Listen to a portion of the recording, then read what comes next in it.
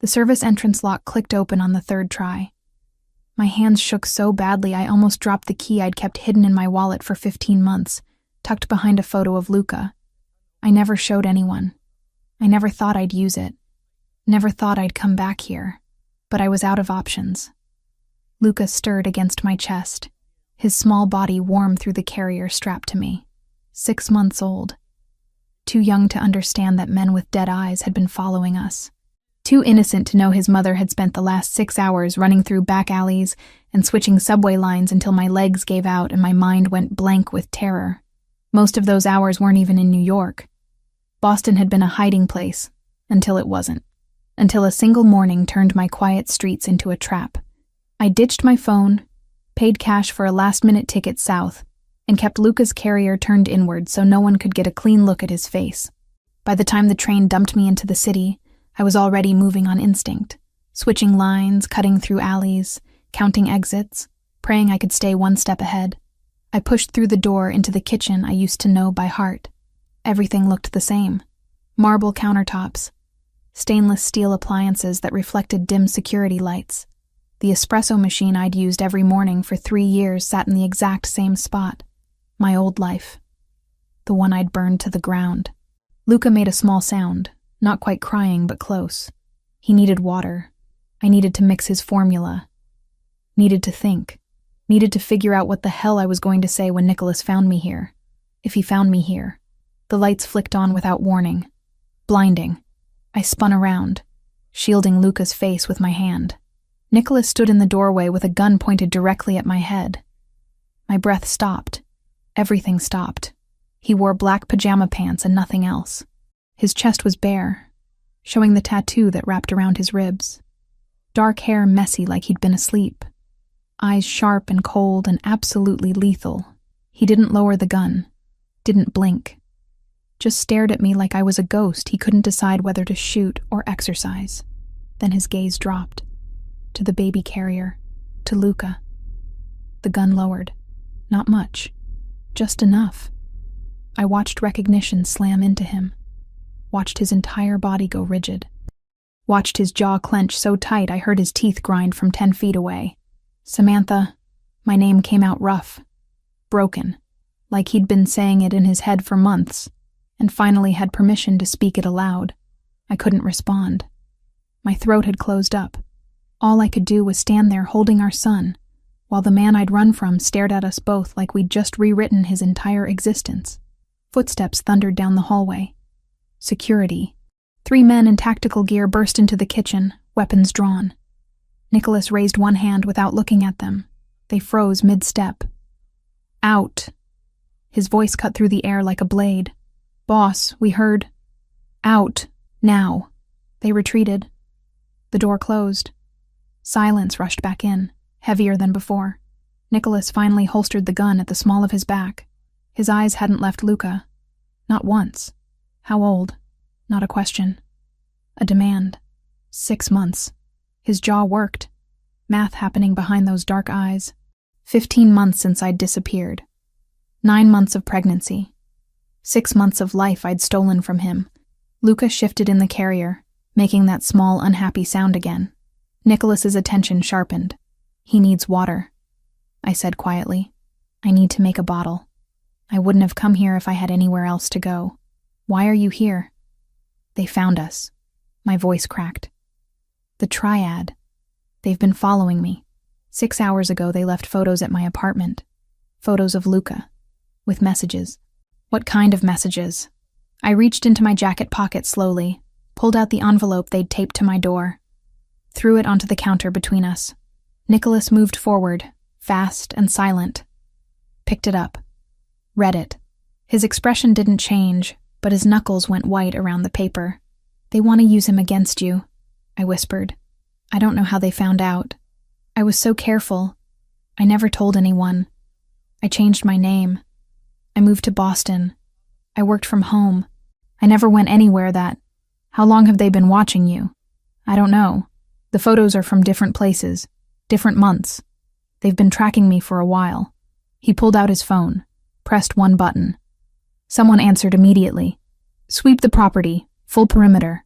Check every entrance. Double the guards at every access point. No one gets in or out without my direct authorization." He paused. "And get Dominic up here. Now."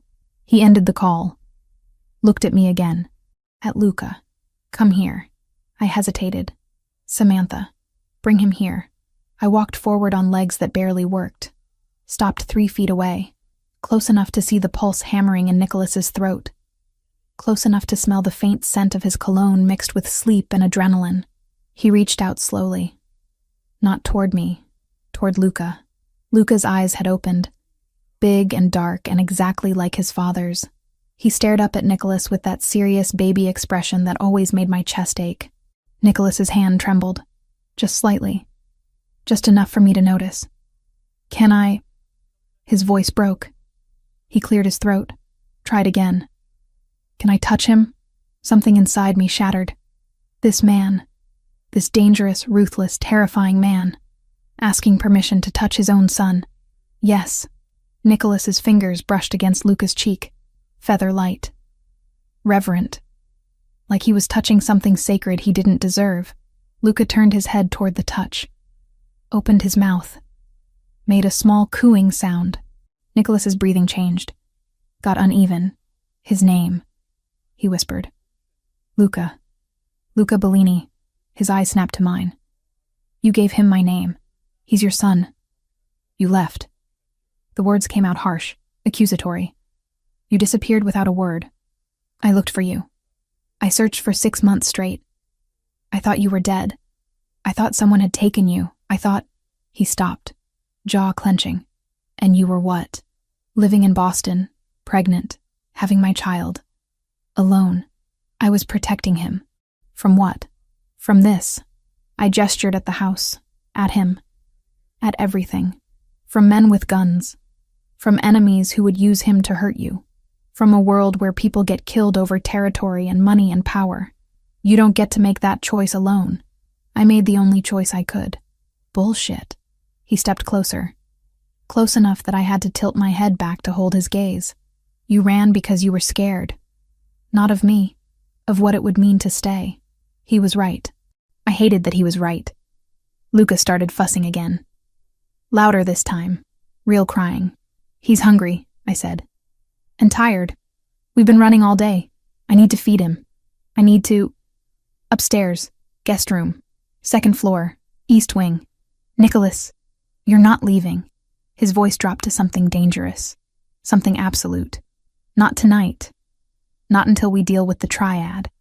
Not until I figure out what the hell I'm supposed to do with the fact that I have a son I knew nothing about. I'm not asking to stay. I don't care what you're asking. You came here. You brought him here. That makes you both my responsibility. We're not your—" "Yes, you are." He leaned in, close enough that I felt his breath against my face. "Every person who steps into my territory falls under my protection. You know that. You worked for me for 3 years. You know exactly how this works." I did know. That was the problem. The triad won't stop. I said quietly. "They know about Luca now. They'll keep coming. Let them." His eyes went cold, empty. "I'll kill every single one of them before they get within a mile of my son." My son. He'd already claimed Luca. Completely. Irrevocably. Footsteps approached again. A man appeared in the doorway. Tall, armed, looking between Nicholas and me with barely concealed shock. "Boss, perimeter is secure. I've got teams checking—" He stopped mid-sentence when he saw Luca. "Is that—" "Dominic. Take Samantha upstairs. Guest room. Make sure it's secure. Post 2 guards outside the door. Get whatever she needs for the baby. Food. Supplies. Everything. Boss, I need to brief you on—" "Do it. Now." Dominic nodded once. Looked at me. "This way, Miss Wells." I didn't move. Couldn't stop staring at Nicholas. At the way he was looking at Luca. Like he was memorizing every detail. Like he was afraid we'd disappear again if he blinked. "Samantha." His voice softened. Just barely. "Go. Get him settled. I'll handle the security situation. We'll talk after." "About what?" "Everything." He finally looked at me again. "About why you left. About why you came back. About what happens next. About him." Luca had quieted down, staring at Nicholas with wide eyes. like he recognized something, like some part of him knew. I turned and followed Dominic out of the kitchen. Up the stairs, down hallways I used to walk every day, past rooms I used to clean and organize, and pretend belonged to a normal life. The guest room was massive. King bed, private bathroom, windows overlooking the garden I'd helped plan 2 years ago. "I'll be right outside," Dominic said. "Anything you need, just ask." "Thank you." He left. The door closed, and suddenly I was alone with Luca in Nicholas Bellini's house, exactly where I'd sworn I'd never be again. I unstrapped the carrier, lifted Luca out. He was crying again, for real this time. Exhausted and hungry and overwhelmed. "I know, baby," I whispered, sitting on the edge of the bed. "I know. I'm sorry. I'm so sorry." I pulled out the bottle I'd mixed hours ago. Lukewarm now, but he didn't care. He latched on immediately, drinking fast, his little hands curling into fists. Downstairs I heard voices, orders being given, security protocols activating, the machine of Nicholas's world grinding into motion to protect us, to protect his son. I looked down at Luca, at his dark hair, his serious eyes, the way his tiny fingers gripped my thumb while he ate. He looked so much like his father, it hurt. I'd spent 6 months trying to convince myself that leaving had been the right choice, that raising Luca alone and safe was better than raising him here, surrounded by danger. But tonight, when those men had found us, when I'd seen their faces and their cameras and their threats, I'd known the truth. I couldn't protect him alone. Not from this, not from Nicholas's world. So I'd come back, to the one man I'd spent 15 months trying to forget. The one man who could keep our son safe. The one man I'd never stopped loving. Luca fell asleep 20 minutes after I fed him. I laid him down in the center of the massive bed, surrounded by pillows like a fortress. He looked impossibly small against the white sheets. Vulnerable. Innocent. Everything I'd tried to protect him from was happening anyway. I sat on the floor with my back against the bed, knees pulled to my chest, listening to the sounds of Nicholas's house coming alive around me. Footsteps in hallways, radios crackling, orders being executed with military precision. The door opened without a knock. Nicholas stepped inside and closed it behind him. He'd put on a black t-shirt, but his feet were still bare. His hair was pushed back from his face, revealing the sharp angles I used to watch when I thought he wasn't looking. He glanced at the bed, at Luca sleeping peacefully. "Is he okay?" "He's exhausted. We both are." Nicholas walked closer. Not to me, to the bed. He stood there for a long moment, just staring at our son. His hands opened and closed at his sides like he didn't know what to do with them. "He has my eyes," he said quietly. "I know. My hair." "Yes. Does he?" He stopped, started again. "What's he like when he's awake?" The question hit me harder than it should have. He was asking because he didn't know, because I'd stolen that from him. He's serious. He doesn't smile much yet, but when he does, it's everything. He likes being held. He doesn't like loud noises. He's starting to reach for things, grab things. He found his feet last week, and now he's obsessed with them. Nicholas listened to every word like I was handing him pieces of gold. Does he cry a lot? Only when he's hungry or tired. He's actually really calm. Almost too calm sometimes. Like me. Yes. Like you. Silence stretched between us. Heavy. Loaded. Nicholas finally looked at me. Really looked at me. Not at Luca. Not at the situation. At me. "We need to talk. Downstairs. Dominic will stay outside the door. Luca will be safe." I didn't argue. I stood up slowly, my body aching from hours of running, followed him out of the room, down the hallway, down the stairs, into his office, the same office where I used to bring him coffee every morning, where I'd organize his files and take his calls and pretend my hands didn't shake every time he stood too close. He closed the door, locked it, walked to the bar and poured 2 glasses of whiskey, handed me one. "I don't drink anymore. Not since you got pregnant." His voice was flat. "With my child. The one you never told me about." I set the glass down. "I'm not here to defend myself." "Then why are you here?" "I told you. The triad found us. That's why you came back, not why you left. I looked at him, at the tension in his shoulders, at the way his jaw was locked tight, at the fury he was barely controlling. You want to have this conversation now? Tonight? While there are men out there who want to hurt our son? Yes, I want to have it now. Because I've been waiting 15 months for answers and you're finally standing in front of me. Fair enough. I took a breath, let it out slow. 15 months ago, that night, after the deal with the Russians, when you almost got shot. I remember. You came back to the house covered in blood. Not yours. You were shaking. I'd never seen you shake before. His eyes darkened. You brought me water.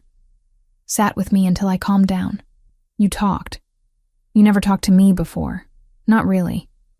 But that night you told me things. About your father. About how you inherited this life. About how everyone around you wanted something from you except me. I meant it. I know. That's what scared me. I wrapped my arms around myself. You looked at me like I was the only real thing in your world. And then you kissed me. You kissed me back. I did. And we spent the night together. And it was, my voice cracked. It was the best night of my life, and the worst. Because when I woke up next to you, all I could think about was what happened next. Nicholas moved closer. Not touching me. Just closer. What do you mean? You live in a world where people die, Nicholas. Where enemies come to your house. Where negotiations happen with guns on the table. I'd watched it for 3 years. Watched you bury friends. Watched you come home bleeding. Watched you turn cold because that's the only way to survive. You knew what I was when you started working for me. Knowing something and living it are different things. When it was just me, I could handle it. I could keep my distance, stay professional. But that night changed everything. Because suddenly I wasn't just your assistant anymore. I was someone you'd been vulnerable with. Someone you'd let in. And that terrified you. Yes, I met his gaze. 2 weeks later, I found out I was pregnant. And I had to choose. Stay here and raise a child in this world. Or leave and give him a chance at something normal. So you ran. I protected him. Nicholas's hand shot out, gripping the edge of his desk so hard his knuckles went white. You protected him from me. No. I protected him from this. I gestured at the office. At the house. At everything it represented. From the men who would use him against you. From the enemies who would target him to hurt you. From a life where he'd grow up watching his father leave every day, not knowing if he'd come back. That wasn't your decision to make alone. What was I supposed to do? Come to you and say I'm pregnant, what's your plan? You would have locked me in this house, put guards on me, treated me like an asset instead of a person. I would have protected you, by making me a prisoner, by keeping you alive. He turned to face me fully. You think I don't know what you did? You moved to Boston, changed your name, got a job as a freelance editor under Sarah Mitchell, rented a studio apartment in Dorchester, cut contact with your sister Ashley, told her you were traveling Europe when really you were 20 minutes from giving birth in a hospital alone. My stomach dropped. How do you? I found you, 3 months after you disappeared. I had your location, your new name, everything. The room tilted. You found me? I found you, and I made a choice, to let you go. I couldn't breathe. Why? Because you wanted out. You'd made it clear by leaving. And He stopped. His jaw worked. I told myself if you wanted to be free of me that badly, I'd give you that, even if it killed me. Tears burned behind my eyes. I didn't want to be free of you. I wanted to be free of the danger. There's no difference. They're the same thing. He was right. They were the same thing. Being with Nicholas meant accepting the violence, accepting the risk, accepting that any day could be the last. I couldn't do it, I whispered. I couldn't watch you die, and I couldn't let Luca grow up watching it either. So you took him away from me entirely. 15 months. 15 months where I didn't know my son existed. 15 months where I thought, his voice broke. I thought you were happy somewhere. Safe. Starting over. And all that time you were raising my child alone. I'm sorry. Sorry doesn't give me back the first 6 months of his life. Sorry doesn't let me hold him when he was born. Sorry doesn't let me hear his first sounds or see him smile for the first time or... He stopped, breathed hard. You had no right. I had every right. He's my son, too. And mine. Nicholas moved so fast I didn't have time to react. He was in front of me, hands gripping my shoulders, eyes burning into mine. He's mine, Samantha. You don't get to decide I'm not fit to be his father just because my world is dangerous. You don't get to erase me. I wasn't trying to erase you. Then what were you doing? Surviving. The word came out broken. I was surviving, trying to give him the safest life I could, even if it meant you weren't in it. His grip tightened, then loosened, then dropped completely. He stepped back, running both hands through his hair. The triad, he said finally. Tell me everything. I told him. About the photos taped to my door. About the men I'd seen following me for the past week. About the feeling of being watched that I'd tried to convince myself was paranoia. They want leverage, Nicholas said. They're moving on the port territory. They need something to force my hand. Will it work? He looked at me like I'd lost my mind. Do you really think I'm going to let anyone touch my son? What about me? The question hung between us. Dangerous. Important. You're the mother of my child, Nicholas said slowly. That puts you under my protection. Permanently. Whether you like it or not. I'm not asking you to. I don't care what you're asking. This is how it works. You came back. You brought Luca back. That makes you both mine to protect. For how long? Until the threat is eliminated. And after that? His eyes met mine. Cold. Final. After that, we figure out custody. Visitation. Whatever keeps Luca safe and gives him what he needs. Which is? Both of his parents. The words hit me like a physical blow. Both of his parents. Not me alone. Not him alone. Both. I don't know how to do this, I admitted quietly. Neither do I, but we don't have a choice anymore. He moved toward the door, unlocked it, paused with his hand on the handle. You stay here, in this house, until I say otherwise. You don't leave. You don't contact anyone. You do exactly what I tell you to keep Luca safe. Understood? Nicholas, do you understand? I swallowed hard. Yes. Good. He opened the door. Get some sleep. Tomorrow we start dealing with the triad. And after that, he looked back at me. After that, you and I are going to have a much longer conversation about the last 15 months. He left. The door closed behind him. And I stood there in his office, shaking, not from fear, from the realization that I'd just walked back into Nicholas Bellini's life and handed him everything, including my heart. Again, the first morning in Nicholas's house. I woke to sunlight streaming through windows I'd forgotten to close. Luca was still asleep beside me, peaceful and unaware that our entire world had shifted overnight. Someone knocked softly on the door. I pulled the sheet higher, suddenly aware I was still wearing yesterday's clothes. Wrinkled, dirty, smelling like rain and fear. Come in. A woman in her 50s entered carrying a tray. I recognized her immediately. Maria. The housekeeper who'd trained me when I first started working here 4 years ago. Miss Samantha. Her eyes were warm but cautious. Mr. Bellini asked me to bring you breakfast. And these. She set down the tray and held up shopping bags. Clothes for you and the baby. He wasn't sure of sizes, so he ordered several options. I stared at the bags. At least 6 of them. Designer labels I recognized from organizing his closet. That's not necessary. He insisted. Maria glanced at Luca.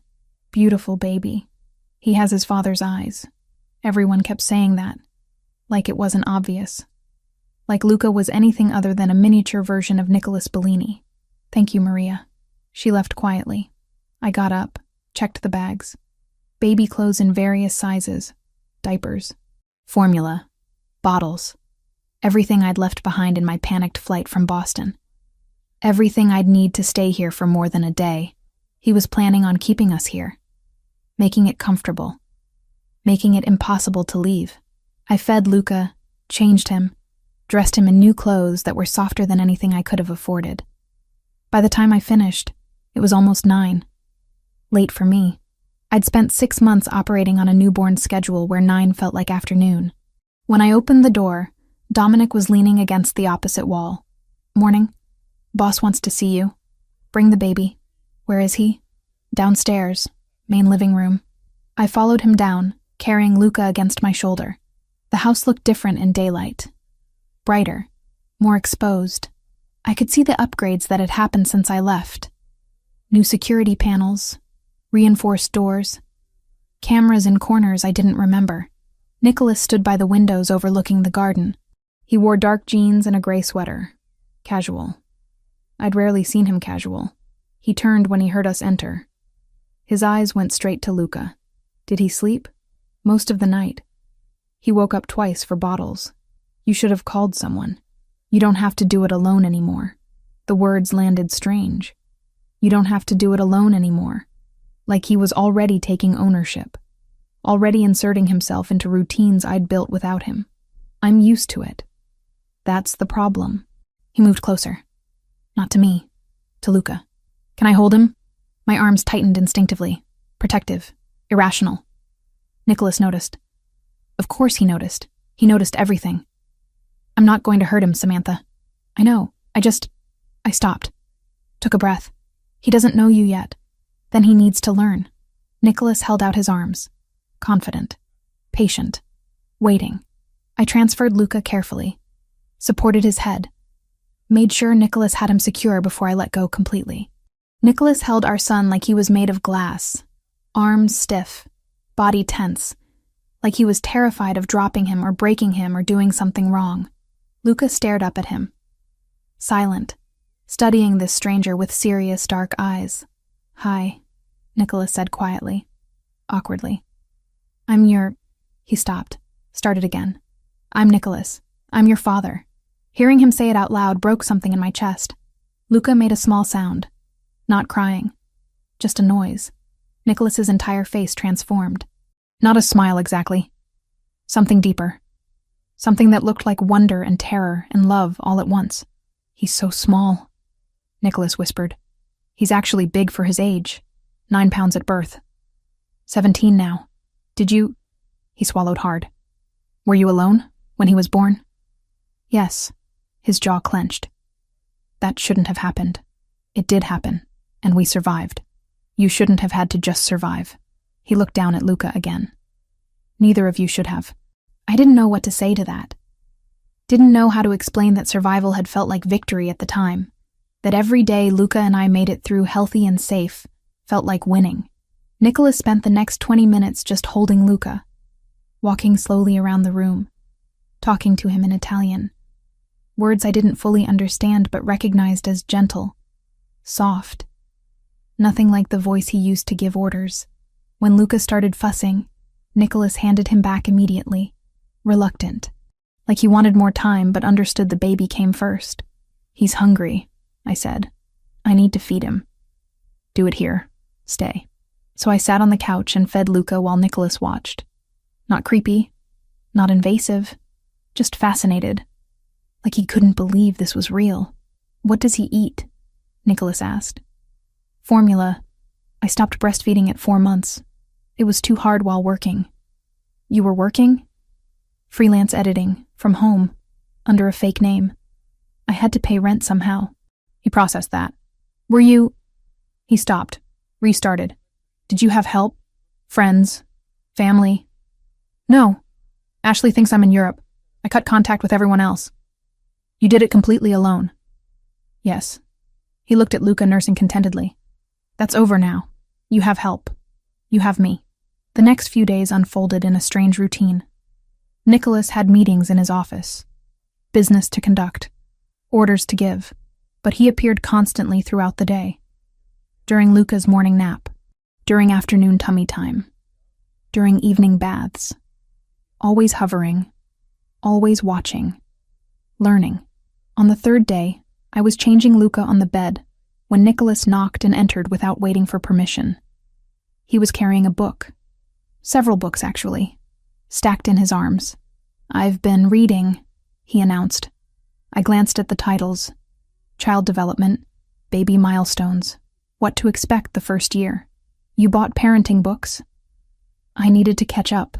He set them down on the nightstand. Did you know babies can recognize faces at 2 months? And they develop object permanence around 6 months?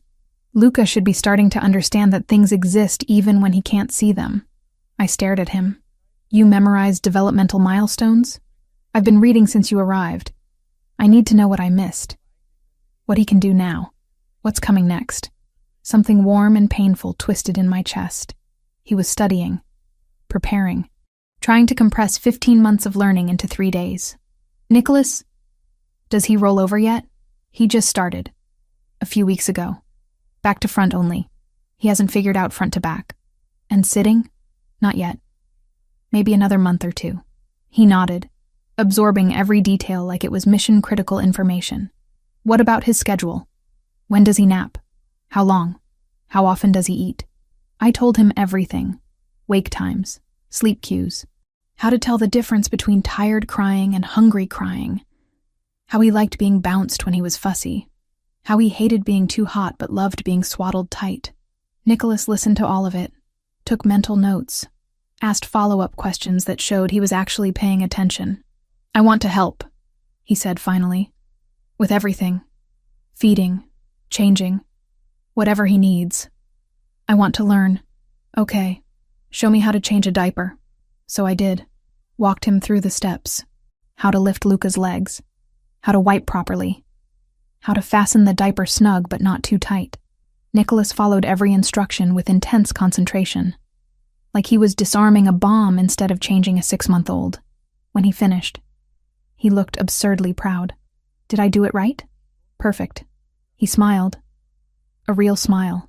Small but genuine. The first I'd seen since coming back. That night, around 2 a.m, Luca woke up screaming. Not normal crying. Pain crying. The kind that made my heart stop. I grabbed him. Tried everything. Rocking, bouncing, singing. Nothing worked. He kept crying, pulling his legs up to his chest. Colic.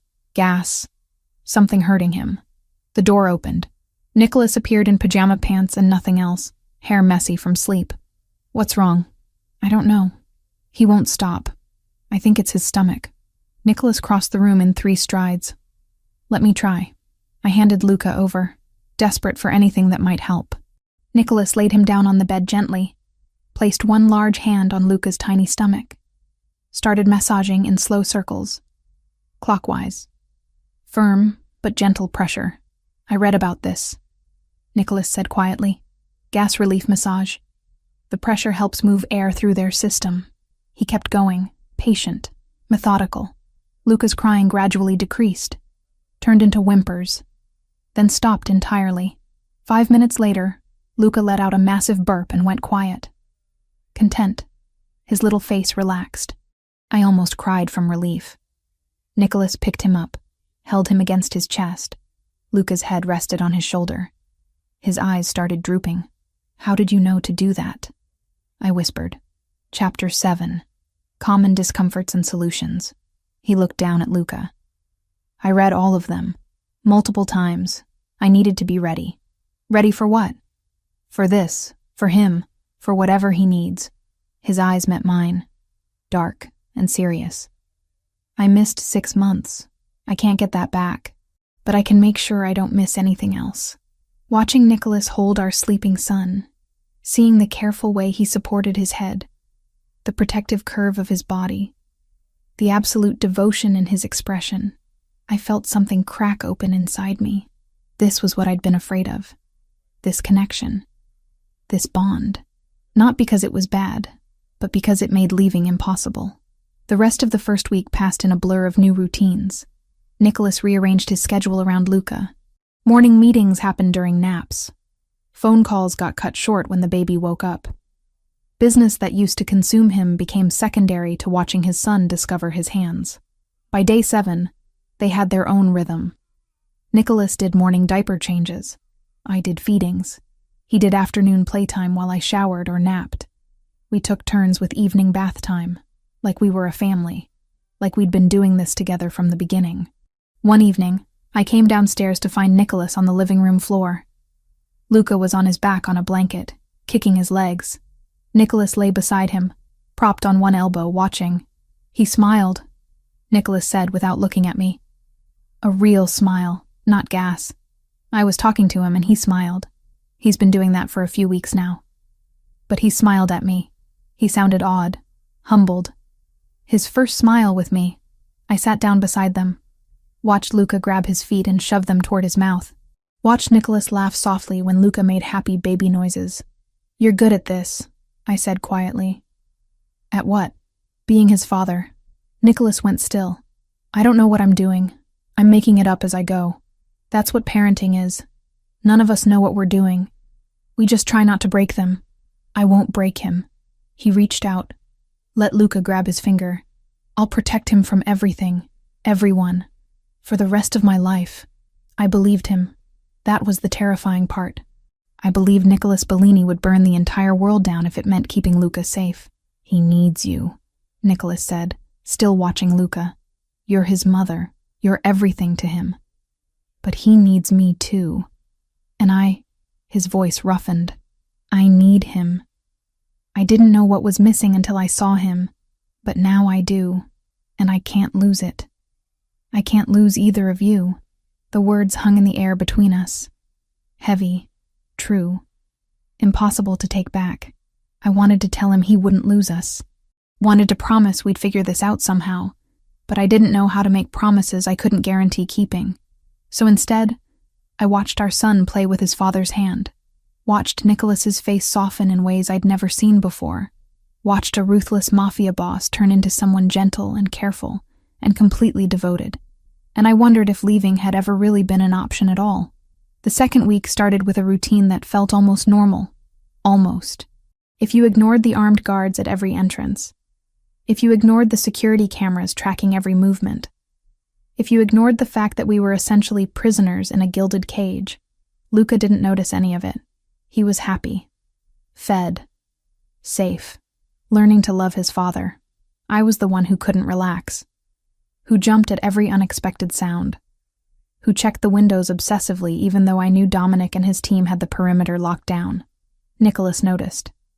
He always noticed. "You need to eat more," he said at breakfast on day 8. Luca was in a bouncer seat between us, gnawing on a teething ring. "You've barely touched anything since you got here." "I'm not hungry." "You're anxious." "Of course I'm anxious. There are people out there who want to hurt our son, and there are 20 armed men between them and him. Stop worrying." Easy for him to say. He'd lived with this kind of threat his entire life. I hadn't. I'd spent 6 months believing distance would keep us safe. Now I knew better. The delivery truck arrived at noon. Standard weekly supply run. Food, household goods. Baby supplies I'd requested through Maria. I watched from the upstairs window as 2 of Nicholas's men inspected it. Routine. Normal. Except it wasn't. 15 minutes later, Dominic burst into the living room where I was playing with Luca on the floor. His face was grim. "Where's the boss?" "Office." "Why?" "What's wrong?" He didn't answer. Just pulled out his radio and spoke rapidly in Italian. 2 more guards appeared, positioning themselves at the doors. My stomach dropped. "Dominic." "What happened?" "Stay here. Don't leave this room." He disappeared. I heard footsteps, shouting, the house erupting into controlled chaos. I grabbed Luca, held him against my chest. He made a confused sound, sensing my fear. "It's okay, baby. It's okay." Nicholas appeared in the doorway 5 minutes later. His face was carved from stone. Cold. Lethal. The man I'd seen in business negotiations. The man who made people disappear. He was carrying a manila envelope. "What is that?" I asked. He didn't answer. Just crossed the room and handed it to me. My hands shook as I opened it. Inside were photographs. Dozens of them. All of me. Me 7 months pregnant, walking out of my Boston apartment. Me at a prenatal checkup. Me at the grocery store with a newborn Luca in a carrier. Me at the park 2 months ago, pushing a stroller. Me feeding Luca on a bench last week. Different locations, different months, different seasons. It felt like they'd been watching me forever. Like the moment I tried to disappear, they were already there. I didn't know how far back it truly went. only that they had Luca in their sights. Oh God. The envelope slipped from my hands. Photos scattered across the floor. They knew. They knew the whole time. Nicholas knelt beside me, started gathering the photos with controlled movements. The package was in the supply truck, hidden under the floorboards. They wanted us to find it. Why? What do they want? Leverage. He stood, photos clenched in his fist. There's a note. They want a meeting. They want to negotiate territory. And they're making it clear they know exactly what to threaten if I don't comply. The port. Yes, the shipping routes I control. They've been trying to move in for months. I've blocked them at every turn. His jaw clenched. Now they think they have a way to force my hand. I looked down at Luca, at his innocent face, at his complete trust that I'd keep him safe. What are you going to do? Handle it. That's not an answer. Nicholas's eyes met mine. Dark. Dangerous. I'm going to find every single member of the triad cell that's been following you. And I'm going to eliminate them. Permanently. That's insane. You can't just... Yes, I can. He moved to the window, phone already in his hand. Dominic, get everyone in the conference room. Now. I want locations on every triad operative in the city. I want surveillance on their safe houses. I want everything. He paced while he talked, giving orders in English and Italian, mobilizing his entire organization, preparing for war. I sat on the floor with Luca, watching, terrified, because this was my fault.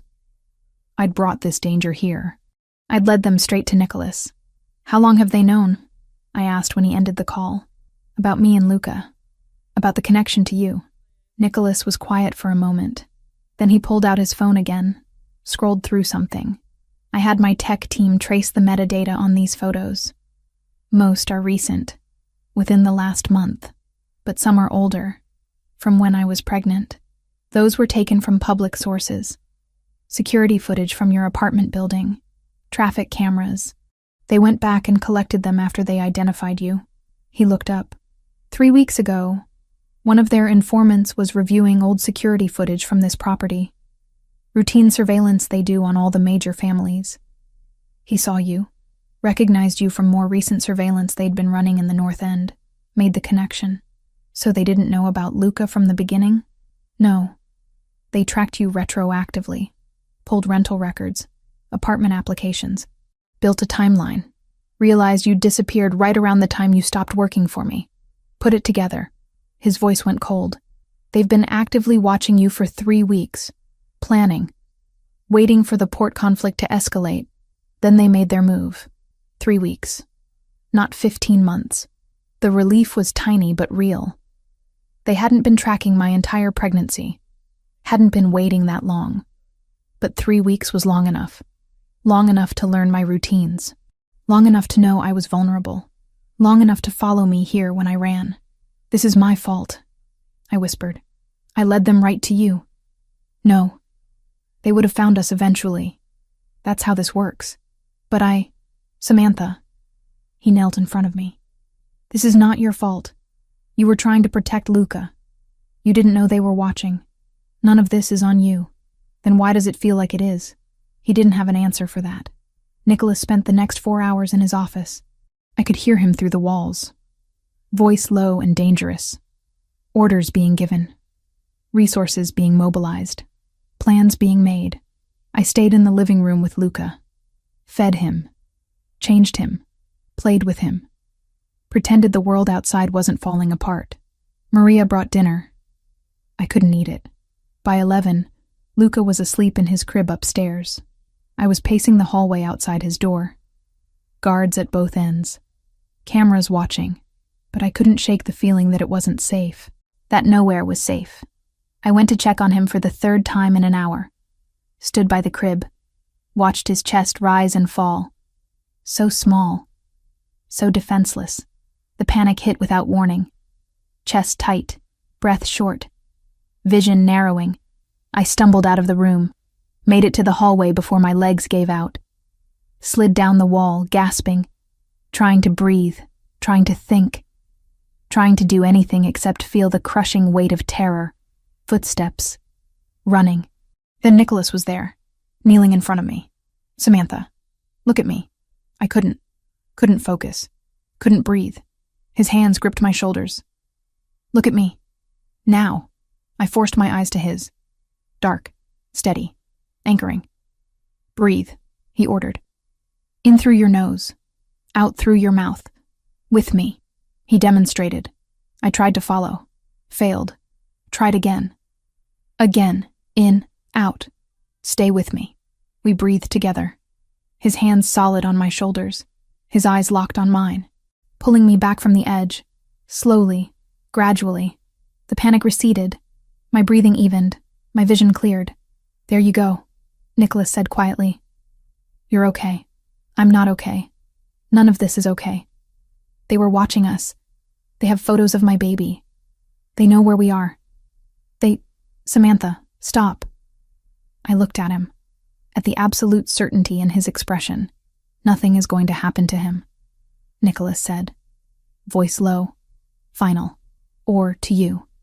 Do you understand me?" "Nothing. You can't promise that." "Yes, I can." His hands tightened on my shoulders. "I have 20 men on this property, 50 more on call. Every resource I possess is dedicated to finding the people who threatened my son. And when I find them," his eyes went cold, empty. "They will regret every photo they took, every moment they watched you, every second they thought about using Luca against me. Nicholas, they wanted a war. They'll get one. But it won't be the war they expected. It'll be over before they realize they lost." He stood, pulling me up with him. We were close. Too close. His hands still on my shoulders. My hands somehow on his chest, breathing his air. "You came to me for protection," Nicholas said quietly. "That's what you'll get. Total. Absolute. Protection. For as long as you need it. I didn't come here to start a war. I know. You came here because you were out of options. Because you were terrified. Because I was the only person who could keep Luca safe." He leaned in, close enough that his breath warmed my cheek. "And I will. No matter what it costs." My heart hammered. From the panic attack, from his proximity, from the raw intensity in his eyes. "Thank you," I whispered, meaning it. Genuinely grateful for the first time since arriving. His expression softened, just slightly. "You don't need to thank me." "Yes, I do. You didn't have to help us. You could have turned us away, could have told me to deal with it myself. But you didn't. You're the mother of my child. There was never a question of whether I'd help. The only question was how fast I could eliminate the threat." We stood there, inches apart, his hands warm on my shoulders. My hands pressed against his chest, feeling his heartbeat. Strong. Steady. Real. "I'm sorry," I said. "For running. For taking him away from you. For all of it. We'll deal with that later. Right now I need you to trust me." "Can you do that? Could I? Trust the man I'd run from? Trust him with our son's life? Trust him with mine?" I looked into his eyes. Saw the promise there. The absolute conviction. The ruthless determination to protect what was his. "Yes," I said. "I trust you." His eyes darkened. "Then go to bed. Get some rest. Tomorrow I start hunting. And when I find them," he paused, "you won't have to worry about the triad anymore." He stepped back, hands dropping, distance returning. I watched him walk away. Back to his office. Back to war planning.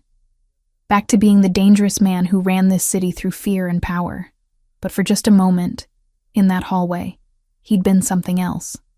Something protective and solid and safe. And I'd believed every word he said. 3 weeks inside Nicholas's mansion, and I'd stopped counting days. Started counting moments instead. Luca's first laugh. Nicholas teaching him to track objects with his eyes. The way our son reached for his father now without hesitation. We'd fallen into rhythms I hadn't planned on. Morning coffee while Luca had tummy time. Shared meals where Nicholas cut my food without being asked because I was holding the baby. Evenings where we took turns reading to Luca, even though he was too young to understand. Like we were a unit. Like we'd never been broken. Nicholas was different now. Softer around the edges. He still disappeared into his office for hours, still took calls in Italian that ended with terse commands. But he always came back, always checked on Luca, always looked at me like he was making sure we were still real. On the afternoon of day 21, I was in the library. Luca had just gone down for his nap. I'd grabbed a book I had no intention of reading and curled up in the armchair by the window. Exhausted, wired, trapped between gratitude and restlessness. The door opened. Nicholas walked in carrying a folder and his tablet. He'd been in back-to-back meetings all morning. I could see the tension in his shoulders. He sat down across from me, didn't speak immediately, just set the folder on the coffee table between us. "What's that?" I asked. "Updates. On the triad." He opened it, turned it so I could see. Surveillance photos, names, locations crossed out in red. "We've taken down 2/3 of their operation. The cells that were watching you. The informants who identified the connection. The men who left those photos." My stomach tightened. "Taken down?" "Arrested. Turned over to federal authorities. Some chose not to cooperate." His voice was flat, clinical. "We're close to finishing this. Another week, maybe 2. Then it's over. Over." The word landed strange, heavy. "What happens then?" I asked quietly. "You're free to leave. Go back to Boston. Go wherever you want, with full security detail until we're certain there's no residual threat. Leave. Back to my tiny apartment. Back to being alone with Luca. Back to the life I'd built without Nicholas." The thought made my chest ache in ways I didn't want to examine. "And Luca? We'll figure out custody, visitation, whatever works." He looked down at the photos. "I won't take him from you, but I won't be cut out of his life either. We'll find a balance. Balance. Shared custody, dividing time with our son between 2 separate lives." It made sense.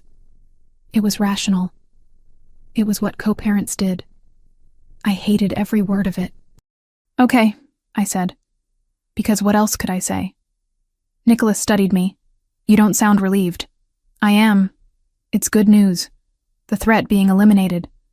But nothing. It's what we agreed on. Stay until it's safe, then figure out what comes next." He set the tablet aside, leaned forward, elbows on his knees. "Tell me what you're thinking." "I don't know what I'm thinking. I'm tired. I'm overwhelmed. I stopped. Started again. I thought I'd be happy when this was over. When Luca was safe. When we could leave. And you're not?" I met his eyes. "I don't know what I am." Silence stretched between us. Not uncomfortable. Just heavy with things neither of us knew how to say. "I think about you," I admitted finally. "All the time. For 15 months I've been thinking about you. Wondering if you were okay. If you'd moved on. If you hated me for leaving. I didn't hate you. I was angry. Hurt. But I never hated you. I was a coward. Running instead of talking to you. Instead of giving you the choice. You were scared. There's a difference. Is there?" I looked down at my hands. I told myself I was protecting Luca. And I was. But I was also protecting myself. From having to watch you leave every day not knowing if you'd come back. From having to explain to our son why his father's world is dangerous. From falling more in love with you when I knew it couldn't last. The confession hung in the air. Raw. True. Nicholas stood, crossed to my chair, knelt in front of me so we were eye level. "After you left," he said quietly, "I worked constantly. 18-hour days. 20 when I could manage it. Anything to avoid going home to the empty house where you used to be. Nicholas, let me finish. I threw myself into business, into territory disputes and negotiations, and everything I could find to distract myself. And then one day, 6 months later, I was at a restaurant meeting with suppliers. A woman walked past. Brown hair, your height. For a second I thought," his voice roughened, "I thought it was you. And when I realized it wasn't, I couldn't breathe. My throat tightened. After that, it kept happening. I'd see someone who looked like you from behind, or hear a laugh that sounded close, or smell your perfume on a stranger, and every time I'd look, every time I'd hope." He reached up, cupped my face gently. I never stopped looking for you, Samantha. Even after I forced myself to stop the official search. Even after I told myself you wanted to be gone. I kept looking. Tears burned behind my eyes. I didn't know. How could you? You were in Boston. Building a life. Having my son. Doing it all alone because I didn't create a world safe enough for you to stay. That's not fair. You didn't. It is fair. You were right to be scared. My world is dangerous. People die. I've lost friends. Family. I've been shot at more times than I can count. His thumb brushed my cheek. But if you'd stayed, I would have found a way. Reduced risk. Changed operations. Built something that could hold you and Luca both. You can't change your entire life for us. Why not? You changed yours for him. He had a point. That night, Nicholas continued, voice dropping lower. 15 months ago, after the deal with the Russians, when you sat with me, he stopped.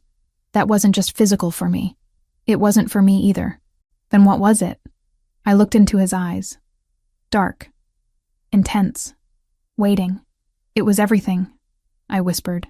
It was every moment I'd spent watching you for 3 years. Every time you smiled at something I said. Every time you stood too close and I forgot how to breathe. It was real, Nicholas. More real than anything I'd ever felt. His hand tightened on my face. Then why did you run? Because loving you terrified me. Still terrifies me. Because I don't know how to be with someone whose life is constantly at risk. Because He kissed me.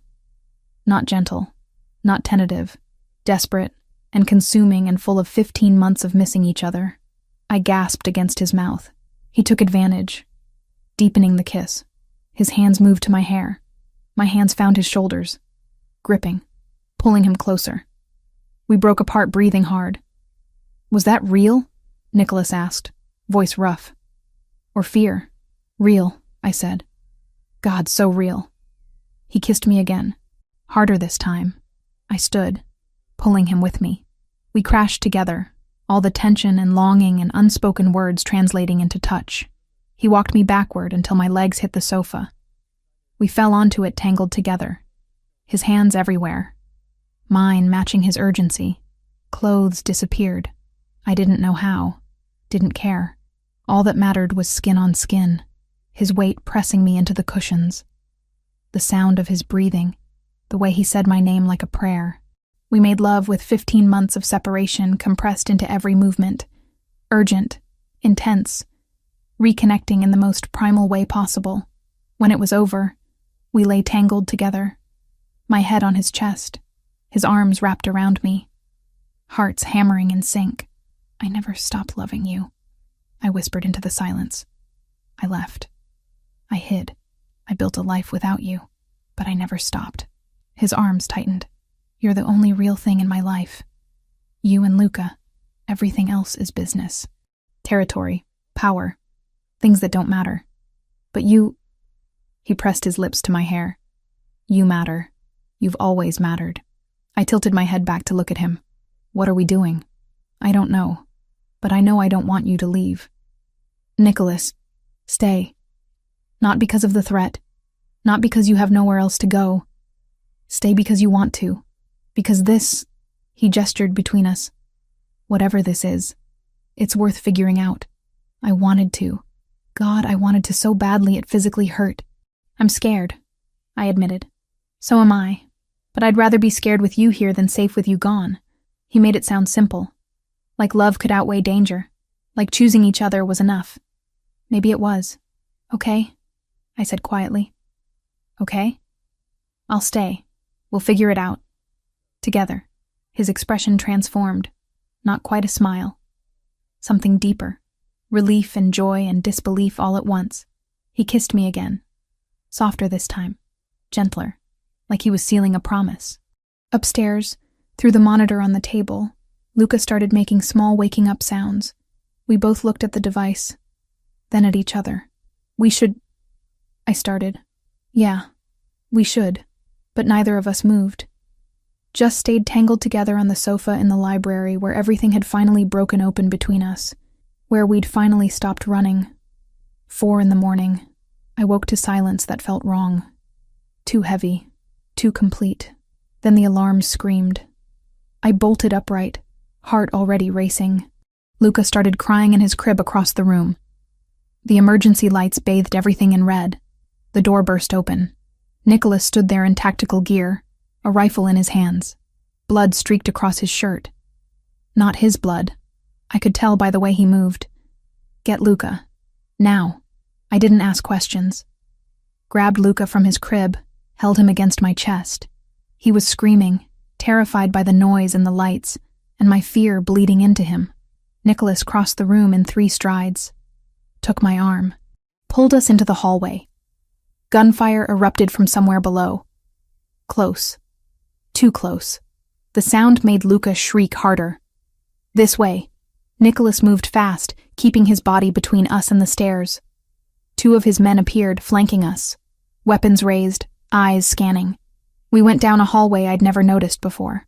Nicholas pressed his palm against what looked like a blank wall. A panel slid open, revealing stairs leading down into darkness. Go. Fast. I went. Nicholas right behind me. The panel closed with a heavy metallic sound that felt final, like a coffin lid. The stairs were steep, concrete, lit by strips of emergency lighting. I held Luca tight, trying not to slip, trying to keep him from hitting the walls in the narrow space. At the bottom was a room, steel door, reinforced walls, a panic room. Of course Nicholas had a panic room. He opened it with a code punched so fast I couldn't follow, pushed us inside. The space was bigger than I expected. 15 by 20 feet. Monitors showing security feeds. Supplies stacked against one wall. A small bathroom in the corner. Stay here. Don't open this door for anyone except me or Dominic. Nicholas, what's happening? They're inside. 8 men, maybe more. They disabled part of the perimeter system. His jaw clenched. They're making their move. Another burst of gunfire above us. Closer than before. I heard shouting in a language that wasn't English. Nicholas pulled out his phone. Started barking orders in Italian, coordinating, commanding. His voice was cold, clinical. The voice of a man who'd done this before. Luca was still crying. Inconsolable. I bounced him, sang under my breath, tried everything. Nothing worked. He could feel my terror. Babies always knew. Nicholas ended the call, looked at us, at Luca screaming in my arms, at me shaking so hard my teeth chattered. He crossed the room, took Luca from me gently, held him against his chest, one large hand cradling his head. Shh, sweetheart. You're safe. I promise. You're safe. His voice was different with Luca. Soft, steady, anchoring. Luca's cries gradually decreased, turned into hiccuping sobs. Nicholas kept talking to him in Italian, rocking slightly, projecting calm he probably didn't feel. Above us, the gunfire intensified. Rapid bursts. Return fire from Nicholas's men. Shouting. The sounds of war happening directly over our heads. I wrapped my arms around myself. Tried to breathe. Tried not to imagine what was happening up there. Who was dying? Who would win? Nicholas handed Luca back to me. Our son had quieted, thumb in his mouth, eyes wide and wet. I need to coordinate from here. Watch the monitors. Direct my men. He pulled out a phone I'd never seen before. Encrypted, probably. Stay in this corner, away from the door. I did what he said. Sat on the floor in the corner furthest from the entrance. Held Luca. Whispered to him. Promised him things I wasn't sure I could deliver. Nicholas stood by the monitors, phone pressed to his ear. I watched him work. Watched him direct teams, call out positions, order flanking maneuvers. He was fighting a war from underground while covered in someone else's blood. 20 minutes passed. 30. The gunfire was constant at first. Then sporadic. Then isolated shots. Then silence. The silence was worse than the noise. Nicholas was still on the phone. His voice had gone quieter. More controlled. He was listening more than talking now. Finally, he lowered the phone. Looked at me. They neutralized 7 of them. The 8th is gone. Got out through the east perimeter before we could lock it down. Gone where? I don't know yet. But he's injured. Left a blood trail. We're tracking him now. He made more calls, gave more orders. I heard names, addresses, commands to mobilize teams across the city. Then Dominic's voice came through the phone. I couldn't hear the words, but I saw Nicholas's face change. Go hard. Cold. The leader? He said into the phone. Pause. You're sure? Pause. Send me the location. He ended the call. Stood there for a moment. Then he turned to me. The man who escaped is the cell leader, the one who ordered the surveillance on you, who sent the photos, who planned this attack. Where is he? Bleeding out in a warehouse in Brooklyn. My men have him cornered, but he's armed, desperate. He knows if we take him alive, he'll never see daylight again. I understood what he wasn't saying.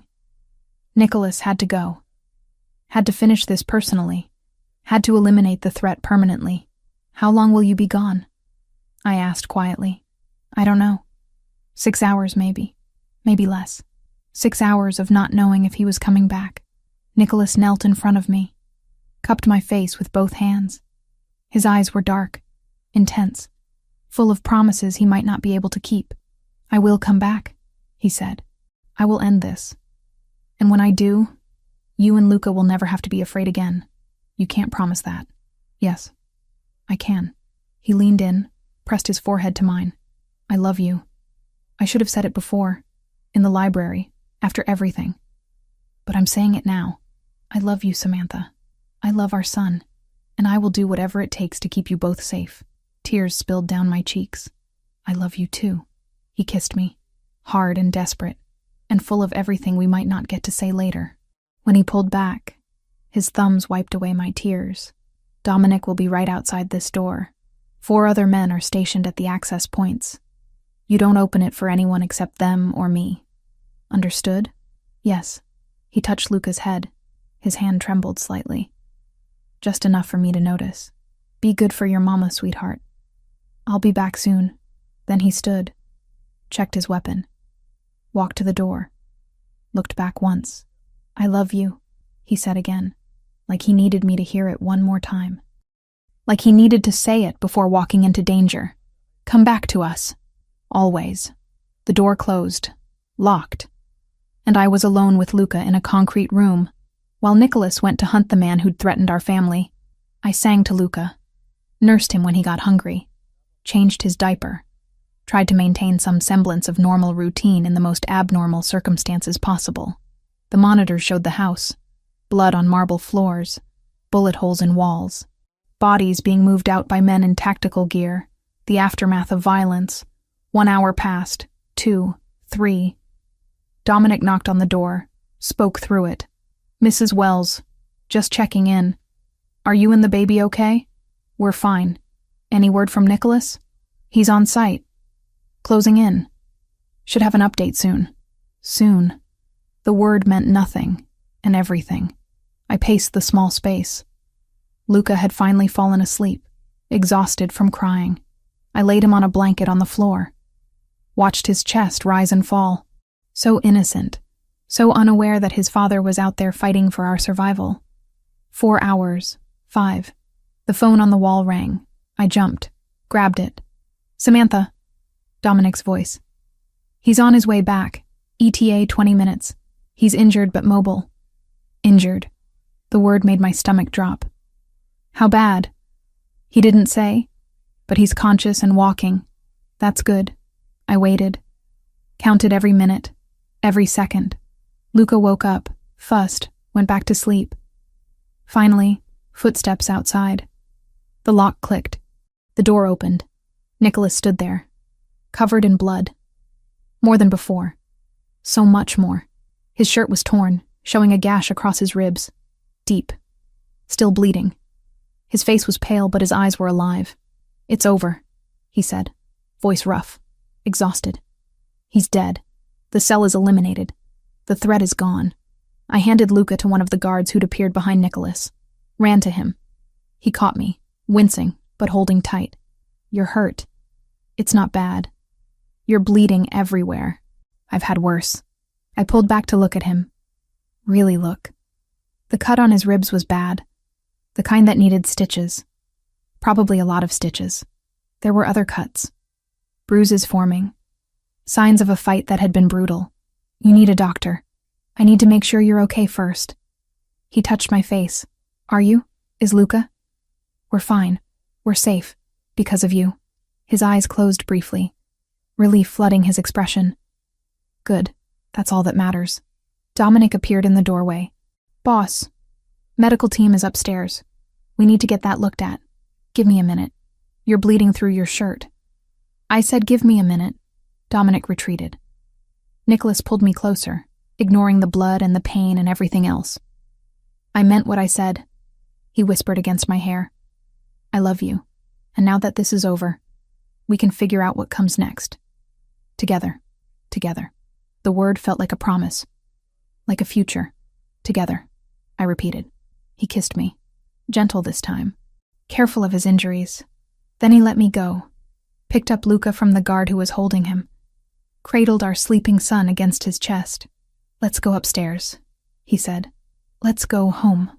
We climbed out of the panic room. Through the hallway. Up to the main floor. The house looked like a war zone. But it was over.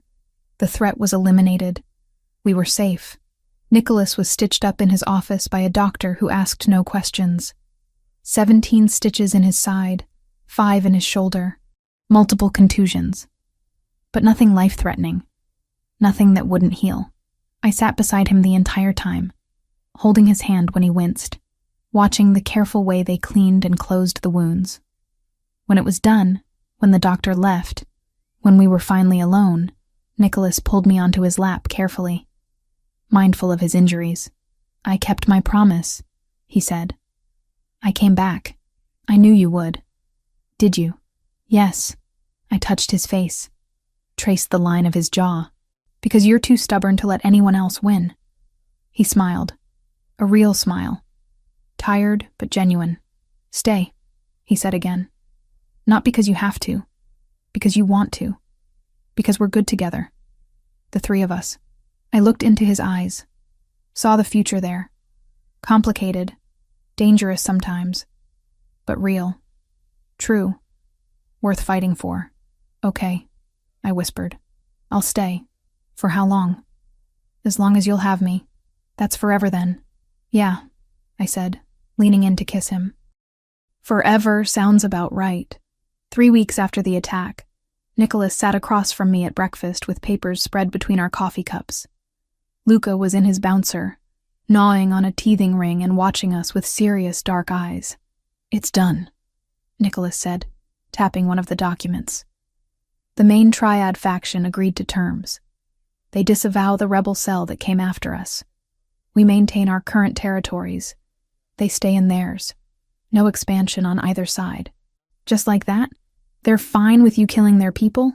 The people I killed were acting without authorization, freelancing. The main organization didn't sanction the attack on my family. He looked up. They're calling it an internal discipline issue. Officially, we're at peace. Peace. In Nicholas's world, that word was always temporary. Always conditional. But it was something. So it's really over? The threat is eliminated. The truce is signed. You and Luca are safe.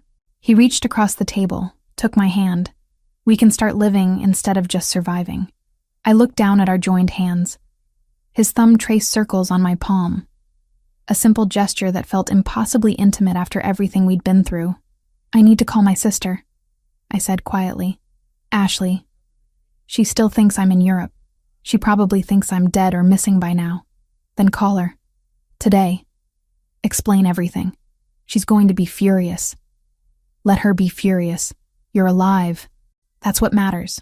I made the call that afternoon. Stood in Nicholas's office with my hand shaking while the phone rang.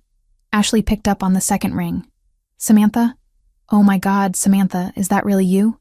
It's me. I'm so sorry. I'm so sorry I disappeared. I can explain everything. You've been gone for over a year. I thought, her voice cracked. I thought something terrible happened to you. I kept calling.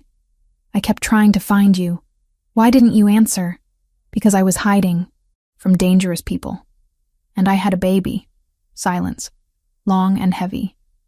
You what? I have a son. His name is Luca. He's 7 months old. And his father is... I looked at Nicholas standing by the window. His father is someone I used to work for. Someone complicated. Someone I love. I told her everything. About Nicholas, about running, about Boston, about the triad finding us, about coming back, about the attack. She cried, yelled, cried some more, then went quiet. "Where are you now?" she asked finally. "New York, with Nicholas. It's safe here. I want to meet him, and Luca. I want to see for myself that you're okay." "When?"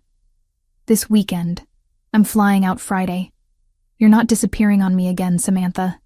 Not ever again." Ashley arrived 3 days later. Nicholas sent a car to pick her up from the airport. She walked into the house looking exhausted and angry, and relieved all at once. Then she saw Luca in my arms, and her face crumpled. "Oh, Sam. He's beautiful. You want to hold him?" She took him carefully. Luca studied her with that serious expression he got from his father. Then he smiled. A big gummy smile that made Ashley start crying again. "He looks just like..." She glanced at Nicholas standing in the doorway. "He looks just like you." "Yes," Nicholas said simply. "He does."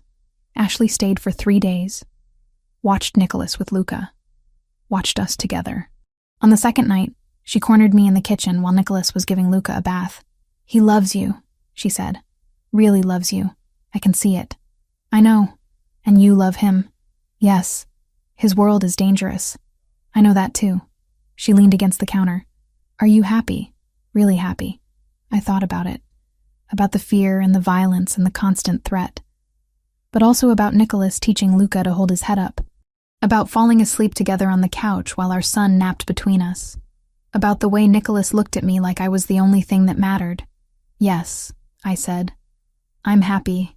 Then that's all that matters." When Ashley left, she hugged me so tight I couldn't breathe. "Call me. Every week. Send pictures. Don't disappear again." "I won't. I promise." A week later, Nicholas found me in the garden. Luca was having tummy time on a blanket, trying to figure out how his arms worked. Nicholas sat down beside me on the bench. "I have a question," he said. "Okay. We've been living together for almost 2 months now. We have a son. He paused. "We've been together, but not officially together. And I want to change that." I looked at him. At the uncertainty in his expression. At the way his hands were clasped tight between his knees. "What are you saying?" "I'm saying," he took a breath, "Samantha Wells, will you be my girlfriend?" I blinked, then laughed. I couldn't help it. "Did you just formally ask me to be your girlfriend? Like we're teenagers?" I know it's ridiculous, given everything. But I wanted to do it right. Ask properly instead of just assuming. The laughter died, because he was serious. This dangerous, powerful man was nervous about asking me to be his girlfriend. "Yes," I said softly. "Of course, yes." He smiled, genuine and relieved. Pulled me close and kissed me while Luca made happy baby sounds on the blanket beside us. Life settled into new rhythms after that. Nicholas restructured his operations. Started delegating more. Spent less time in dangerous meetings and more time working from home. He didn't abandon his world completely. Still took calls, still made decisions. But he was careful. Strategic about risk in ways he'd never been before. "I'm not trying to be someone I'm not," he explained one night. "But I don't need to be in the middle of every conflict anymore. I have people I trust. Let them handle the dangerous parts. Because of us. Because of you. Because of Luca. Because I want to be here. Alive. For all the moments I already missed." The scar on his ribs from the attack healed slowly. By 3 months it was pink and raised. By 5 it had faded to a thin white line. I traced it sometimes.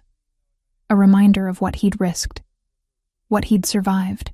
6 months after that terrible night in the panic room, Nicholas took me to dinner. Alone. The first time we'd been out together without Luca. Maria watched him. Security was discreet but present. The restaurant was one Nicholas owned, so privacy was guaranteed. We talked about everything. About Luca's first tooth coming in. About how he was starting to babble. About plans for his first birthday. Normal couple things. Parent things. Dessert came. Chocolate something I didn't pay attention to because Nicholas pulled a small box from his jacket pocket and set it on the table. My heart stopped. Samantha. His voice was steady, but his hands weren't. I've thought about this moment for months, planned what I'd say. But now that we're here, all I can think is, he opened the box. A diamond ring caught the candlelight. Simple. Perfect. You're my empire. You and Luca. Not the territory. Not the power. Not the business. You. You're what I fight for. What I live for. What I want to protect for the rest of my life. Tears blurred my vision. I know my world is complicated. I know there will always be risk. But I swear to you, I will spend every day making sure you and Luca are safe, happy, loved. He took the ring out. Marry me. Be my wife. Let me be your husband. Let's build this family properly. Forever. Yes. The word came out choked. Yes. Absolutely yes. He slid the ring onto my finger. Stood. Pulled me up and kissed me while the entire restaurant watched. I didn't care. Let them watch. Let them see. We were getting married. The wedding happened 3 months later. Small, intimate, 50 people maximum. All vetted by security. All people we trusted. Ashley flew in 2 days early. Helped me pick flowers. Held Luca while I tried on the dress for the 20th time. Told me I was making the right choice, even though her big sister instincts probably screamed otherwise. The ceremony was in Nicholas's garden. The one I'd helped plan years ago when I was just his assistant. Now it was where we'd become husband and wife. Luca was just over a year old by then, walking with help, babbling constantly, wearing a tiny suit that made him look like a miniature version of his father. He was supposed to be the ring bearer. Instead, he sat down halfway down the aisle and refused to move until Nicholas came and picked him up. Everyone laughed. Nicholas carried our son to the altar, held him during the vows. Luca grabbed the officiant's tie at one point. Totally stole the show. I didn't care. All I saw was Nicholas. The way he looked at me in my white dress. The way he said his vows without breaking eye contact. The way he kissed me when it was over, like he'd been waiting his entire life for this moment. I love you, Mrs. Bellini. He whispered against my lips. I love you too. We danced, ate cake, celebrated with the people who mattered. And that night, after Luca was asleep and the guests had left, Nicholas carried me to bed and showed me exactly how much he meant those vows. 3 years later, life looked completely different. Luca was 4 years old, running through the mansion like he owned it, which technically he would someday. He spoke English and Italian fluently, knew the names of all the guards, had memorized escape routes Nicholas taught him through games. If the red light comes on, where do you go? Nicholas asked him one morning. The special stairs behind the bookshelf, Luca recited. Down to the safe room. I pressed the green button to lock it. Good. And who do you bring with you? Mama. And baby sister when she comes. Nicholas ruffled his hair. Perfect. Baby sister. I was 6 months pregnant. A girl this time. We'd already picked the name. Sophia, after Nicholas's grandmother. I stood in the kitchen doorway, watching them. My husband teaching our son how to survive his world, but doing it gently, making it a game instead of a trauma. Nicholas looked up, saw me watching, smiled, that genuine smile that only appeared for us. Come here, Bella. I walked over. He pulled me onto his lap carefully, mindful of my belly. Luca immediately climbed up too, squishing between us. We're having lunch in the garden, Nicholas announced. All of us. No work, no calls, just family. You hate taking time off. I hate missing moments more. Nearly 2 years after our wedding, those moments were what I measured life by. So we ate lunch outside. Luca ran around chasing butterflies. Nicholas's hand rested on my stomach, feeling Sophia kick. The sun was warm. The garden was in full bloom. Guards watched from discreet distances. Do you ever regret it? I asked quietly. Marrying me. Building this life. Nicholas looked at me like I'd lost my mind. Regret you? Never. Not for a single second. Even with all the complications. Especially with the complications. Because they gave me you. They gave me Luca. They're giving me Sophia. He kissed my temple. You're the best thing that ever happened to me, Samantha. You and our children, this family, this life, all of it. Luca ran back to us. Dad, come play. In a minute, little one. Now, please.